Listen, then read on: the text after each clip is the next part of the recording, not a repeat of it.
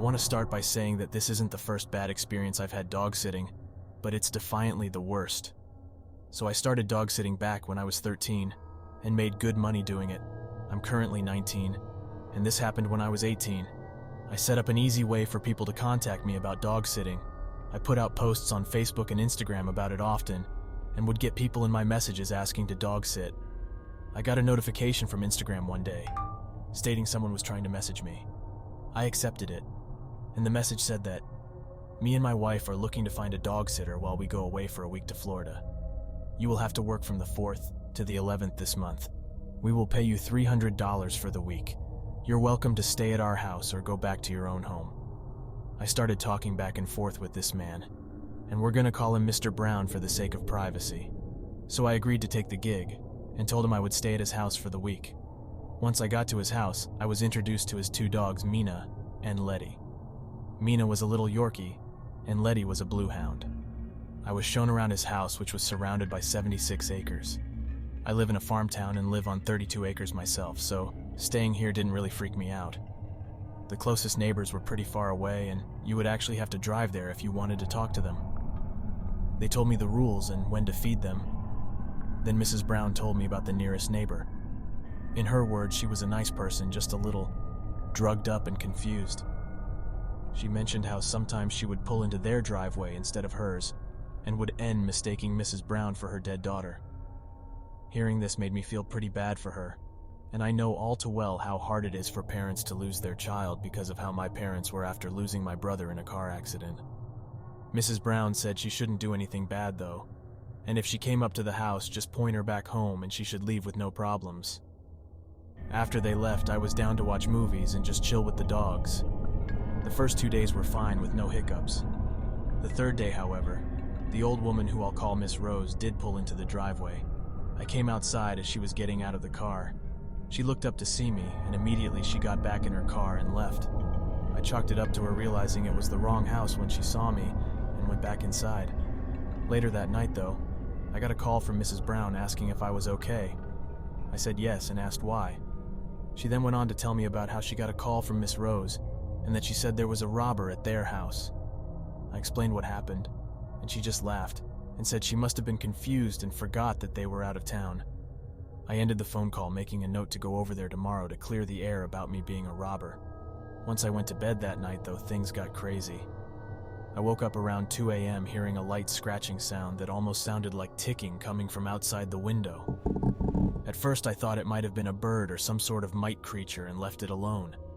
But the noise kept me from falling back asleep. I wanted to scare it away, so I got up and went to open the blinds, but screamed when I lifted the blinds at the sight of Miss Rose, trying to pry the window open with a pair of pliers. Once she saw me, though, she started banging on the window with the pliers. The dogs started barking now, and I quickly got up, told the dogs to follow me, grabbed my phone and ran to a room with no windows, which was the bathroom, locking the door in case she got in. I called 911 and explained the situation quickly, giving them the address from what I could remember. She said that police would be there in 10 minutes, which for the area I was in is pretty good, considering they're housed in a pretty rural area. I had gotten the dogs to be quiet and put them in the closet connected to the bathroom to make sure she didn't hear them. I was trying to stay calm, and I could still hear the pounding on the window. I continued to talk to the operator, and then I heard glass shatter. I cursed under my breath, trying not to cry. I was really scared and pretty much ready to cry from the fear of being beaten to death by someone who was clearly not in the right state of mind. I was whispering what was happening to the operator, hiding in the back of the bathroom in the tub. After about 4 minutes of pretty much silence, I heard footsteps, and I could see feet under the other side of the door, and I cursed to myself again. I then see Miss Rose get on her hands looking under the crack, and I mistakenly let out a gasp. She gets up quickly, pounding at the door. I can tell she's still using the pliers. At this point I am crying, asking the operator where the police are, to which she responds 3 minutes. Those 3 minutes felt like forever. I screamed at Miss Rose to please go away, and she screamed back that I shouldn't be here. Once I heard the sound of police cars, and about a minute later them trying to kick the door down, I felt a little better. I was told to stay on the line till the intruder was caught, and that police were trying to get into the house. Eventually, they did get into the house, and I yelled to get their attention. Not that they needed it. She was still banging on the door. Once they got into the room, she was told to drop her weapon, and she obeyed, saying she didn't do anything wrong. They got her in cuffs, and a police officer told me it was okay to unlock the door, to which I slowly got up and unlocked the door. After being taken to the police station and giving them my story for their report, I went to my parents' house. I was just too scared to be alone. The next day, I called Mrs. Brown and explained the situation. I got full payment even after telling them I wasn't going back to the house. They called me a few days later saying that Miss Rose was under the influence of drugs, and in her words, she told the police she decided to take care of the robber, me, herself, and that she did nothing wrong. She was charged with breaking and entering, which is kinda ironic. After that, I quit dog sitting, and am a lot more paranoid and always make sure my doors and windows are locked.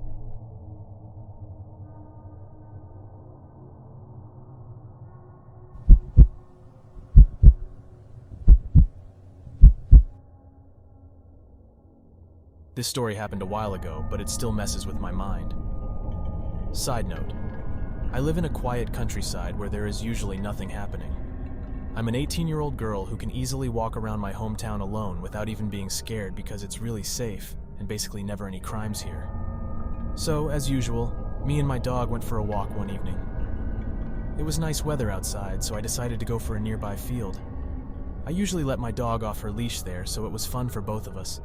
She's a nice dog and always comes when I call for her. We get to the field and everything is going really well and nothing seems off, except I have this kind of odd feeling in my gut that I never usually have. The last time I had the same feeling when I was 8 years old, and we were driving at night with my family. I had the same feeling then, and I told it to my parents. I feel like something is wrong, you should be careful. I said something like that. They slowed down because I was oddly serious at the moment. A minute after I said it, a deer came out of nowhere, and we would have crashed if we had gone by at the same speed as a minute before.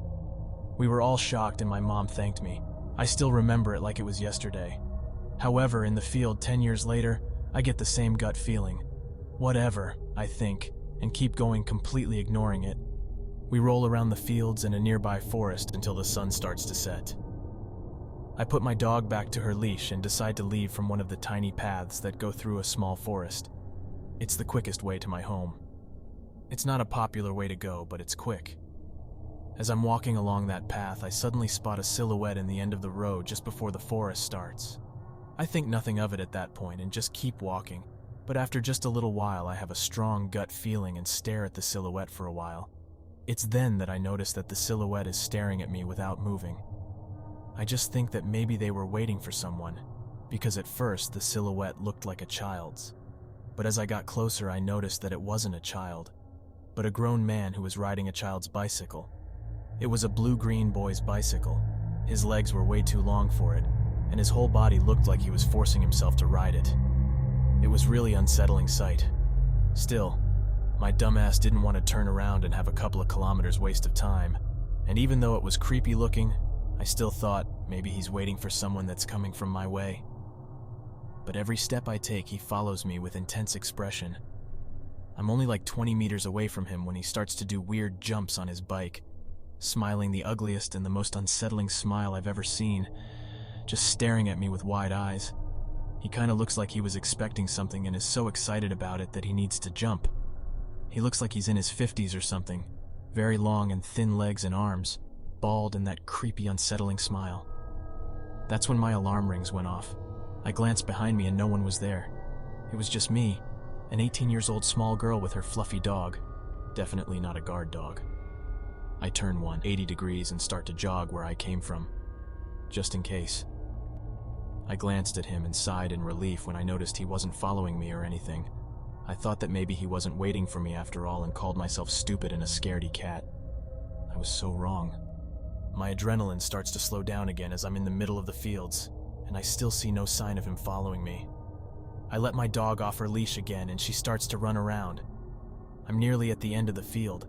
I only have about a kilometer of the field and then a forest part before I get to my home. When my dog spots a rabbit or deer or some interesting thing and flies towards it, I panic because she has never done that before and yell for her. I yell plenty of times for her loudly, and finally she comes back. I'm relieved that nothing happened to her. But as I put her back to her leash, I notice something from the corner of my eye. The freaking bald, long-legged man is biking towards me. He's not looking at the ground when he bikes, but me. Freaking out wasn't enough to express my feeling in that moment. I have never seen a human who looks so crazy, more than crazy. What surprised me the most was that he was biking through a field, and I can tell you it's not an easy field to even walk sometimes. It has muddy ponds that you need to jump over, but that psycho just biked through them. He was struggling a lot to bike there, but somehow managed to still do it. I didn't watch for another second behind me because I just started running.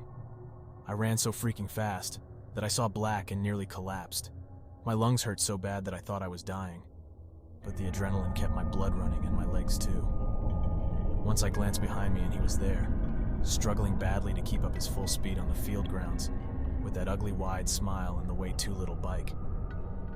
After that, I just ran like crazy until I found a house, hid in their yard without even minding that I was in someone else's yard. It didn't matter to me in that moment at all. I waited a while with my breathing stuck in my throat, but he didn't come. I was planning to yell as loudly as I could if he found me, but he never did. At some point, the adrenaline started leaving my system, and I left my hiding spot. I ran again until I reached an area which had multiple people in their yards, so I would have help if I saw him again. But I didn't. I typed 911 into my phone, but couldn't bring myself to call, mostly because I had no proof, and I didn't want my parents to find out because they are overprotective, so I probably wouldn't be able to leave the house anymore. I've been paranoid after this incident. My dog was frightened too. I guess she noticed something was really off as well. I swear to God that I will always listen to my gut when it's telling me something from now on. I'm still scared of him. I've expected to randomly spot him in some area and what he could have done to me. I can't forget his awful smile. I feel like he's gonna jump on my window one night and do what he wants to me. I feel paranoid and helpless. I'm still thinking about calling the police.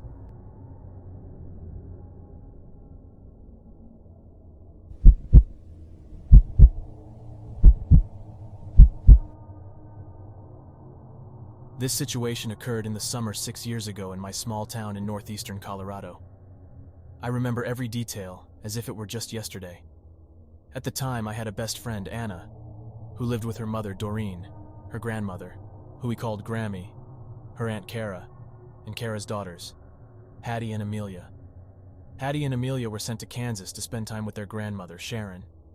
Their father, Bill, was in jail due to domestic violence towards their mother. Hattie had recently been sent home for a bad attitude. On this particular night, Kara and Hattie went to stay with Anna's sister, Cadence, and I was spending the night with Anna. It was a warm night in late July, and Anna and I had planned to go to the drive-in. Our drive-in was in the next town over, so a 10-minute drive. They would play 2 movies, starting at 9 and ending around midnight. I remember one of the movies was Charlie and the Chocolate Factory. Doreen took us to the drive-in where we sat outside the car with a couple of our friends. When we got home, it was shortly after midnight and a storm rolled in. Doreen settled onto the couch, downing her nightly boxed wine, and Anna and I went to play video games. We heard the thunder crack through the clouds, releasing a downpour of rain. After several minutes, Anna and I decided to go into the kitchen to grab a snack. As we walked into the kitchen, we noticed the little red light blinking on the answering machine. "I wonder who called," Anna said, walking over to the machine and pressing the play button. Hi, Doreen. This is Sharon. I just wanted to let you know that we got a call from the police station saying that Bill escaped from the jail. Nobody's sure where he's headed, but I don't think you guys will have to worry about anything. I just figured it was best if Kara knew, just in case. Amelia and I are fine, but if you could call me when you get this message just so I know if Kara and Hattie are safe, I'd really appreciate it. Take care. Knowing about Bill's past abuse towards Kara and the girls, Anna and I were concerned. We tried to wake up Doreen to let her know, but she had too much wine and was out like a light. Just to be safe, Anna and I went around and locked all the doors and windows, and decided we should just call it a night, one that didn't involve much sleep. Early the next morning, Kara and Hattie returned home. Anna and I told Kara and Doreen about the message, and Kara called Sharon right away to let her know that they were safe. After breakfast, Doreen and Kara sat outside while Anna, Hattie, and I went into the game room. Anna got on the phone with one of her internet boyfriends while Hattie played RuneScape and I sat on the floor playing the Super Nintendo. After about half an hour, Doreen came in the back door to put on her shoes and told us she was going to mow the lawn while it was still cool outside. I felt as though we had barely heard the screen door slam shut when Doreen was suddenly pounding on the window of the game room that faced the small backyard. "Call 911. Bill just came out of the garage and stabbed Kara," she yelled to us. Hattie bolted from her chair and out the back door. I jumped up as well and looked at Anna, who was still on the phone. I jerked the phone from her hands and hung it up quickly before dialing 911 and handing the phone back. I walked into the living room and heard Anna explaining to the operator what had just happened. I looked towards the big picture window that faced the neighbor's house and saw Bill casually walking around to the front of the house. I ran to the front door and quickly locked the deadbolt. Anna came to the front window and peeked outside. Yes, he walked out front and he's leaning against the bed of my mom's truck, smoking a cigarette. Anna explained to the operator. Anna and I went out the back door to see what was happening with Kara. Doreen was kneeling on the ground next to Kara, who was slouched up against the house. A crimson smear of blood stretched down the white siding of the house behind Kara. Nausea overwhelmed me when I saw the blood, and I looked down at the ground, only to see a bloody pocket knife glistening at me. I yelped and jumped to the side. I grabbed Hattie, who was crying hysterically, and held on to her, trying to comfort her as best as I could. The few minutes seemed like hours before I finally heard the sirens and tires screeching as police and an ambulance pulled up to the house. It seemed as though I were watching an episode of Cops on TV. The police sprang out of their cars, pointing their guns in the direction of where Bill was standing. "Put your hands in the air!" I heard the squeaky tires of the stretcher being pushed up the lawn into the backyard, and watched as they carefully loaded Kara onto it before taking her away to the ambulance. A policeman ushered the rest of us inside, putting us into separate rooms and handing us a statement form to fill out. After everything had settled down, the neighbor, Frank, had come to the back fence and was talking to Doreen. He explained that shortly before we returned from the drive-in, he heard Anna's dogs barking frantically. He didn't realize until now that they must have been barking at Bill as he made his way into the garage. Bill stabbed Kara 3 times. One of the wounds went through the center of the dragon tattoo on her back, puncturing her lung and causing it to collapse. After a couple of days in the hospital, she was fully recovered and was very lucky to be alive. According to what Bill told police, he was able to sneak out of the jail in Kansas and hitchhiked his way into Colorado with a semi-driver and walked from the diesel station to Anna's house, where he hid in the garage, waiting for a chance to get to Kara. When the police questioned him about his motives to stab Kara, he simply stated, "If I can't have her, nobody can."